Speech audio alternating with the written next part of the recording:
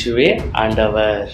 Praise the Lord. இந்த சேனலை பார்த்து கொண்டிருக்கிற ஒவ்வொரு அன்பான சபைகளுக்குமே இந்த கடைசி நாட்களில் விசேஷமாய் கடந்த மாதத்தில் கூட பார்த்தோம், ஒரு ரெட் ஹைப்பர் என்ன ஒரு பலி ஏற்படுத்துச்சு எல்லாருக்குமே தெரியும்.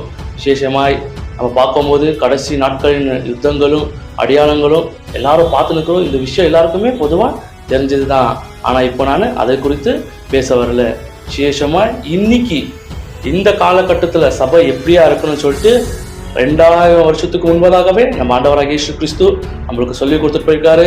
அது எங்கன்னாக்கா வேதத்தில் பார்க்கும்போது லூக்கா எழுதின சுவிசேஷம் 21வது அத்தியாயம் 11வது வருஷத்தில் பார்க்கும்போது வானத்தில் பயங்கரமான தோற்றங்களும் பெரிய அடையாளங்களும் உண்டாகும் என்று சொல்லியிருக்காங்க. அப்போ இன்னைக்கு சபையோட வேலை என்னன்னா வானத்தை நோக்கி பார்க்கணும்.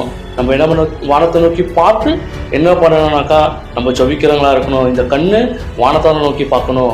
மாறாக எந்த பாவத்தையும் பார்க்குற ஒரு சபையாக இருக்கக்கூடாது. ஆண்டவராகிய இயேசு கிறிஸ்து சொன்னது போல சபை வானத்தை நோக்கி பார்க்கணும். ஒரு நாளைக்கு ஒரு முறையாச்சும் நம்ம என்ன பண்ணணும், நம்மளோட வாழ்க்கையில வானத்தை நோக்கி ஆண்டவராகிய இயேசு கிறிஸ்து நம்ம கற்றுக் கொடுத்த அந்த ஜெபங்களை ஏற்படுத்தணும். இயேசுவே ஆண்டவர், சத்தியமே ஜெயம், இயேசு கிறிஸ்துவின் ரத்தமே ஜெயம். இந்த சேனலை பார்த்து கொண்டிருக்க ஒவ்வொருத்தருமே லைக் பண்ணுங்க, ஷேர் பண்ணுங்க.